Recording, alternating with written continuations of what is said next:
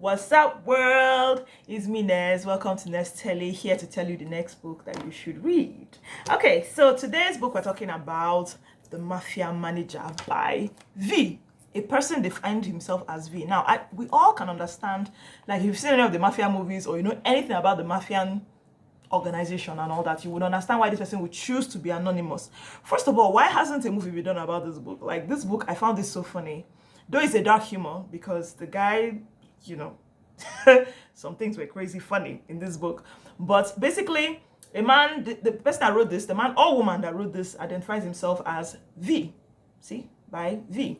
Nothing else. Like, the addresses, that's the things that were written about this book. They were like, whoever V is, that's what they actually talked about. And at the back, there's a picture of a man there, who for some reason I assume is likely not V. They just put a picture there so it won't look like they didn't put anything. I love this book. Honestly, I found it very, very funny. Some of the things were a little scary, I must say. I mean, it was written by a Mafian. And you know the funny thing about this book? Someone once told me that this big church here in Nigeria actually gets all their leaders and everybody in their position of leadership to read this book.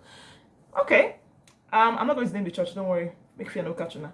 So basically, I'll start by reading the first part. That's the first, like the quotes that was written in the beginning of the book. He wrote, by Al Capone, by the way, say, you can get a lot more done with a kind word and a gun than a kind word alone. What in the world kind of kind word is that when there's a gun involved? The kind word is gone with a gun involved. Anyway, so what I'm going to do now is I'm just going to read some interesting things I found about this book. Now, this man wrote, what he tried to do was that he was trying to explain using the way mafians do their business to do regular business. Now, apart from like doing things like killing people or going to jail for doing something illegal. But he actually basically, like when he talked about capitalism, because there are different topics, there's capitalism, hiring, office politicking, different things, your soldiers and lieutenants, your secretary, your personal, you know, different things. Even family, he talked about the way the whole thing works. You understand? So under where was I've forgotten. Anyway, he talked about managing yourself, managing others, and then every other thing that could be involved. So there were different things that he talked about. There was this word that I had to look up. It turned out to be a word that was used a lot in The Godfather and several other mafia movies, which really sucks. I've watched Godfather like 4 times or 5 times now. 1, 2, 3, and I don't understand why I've never heard this word before. It's called consigliere. Consigliere? Okay, I imagine someone is going to pronounce it better than I am. So please write the right pronunciation for me. Thank you very much. Okay, so the advice that what was written here was like basically a consigliere is like your mentor, somebody that you look for up to, the person that teaches you the best way, the ropes around your business, about, you know, around whatever it is you're doing. So he said the best advice is make you think for yourself.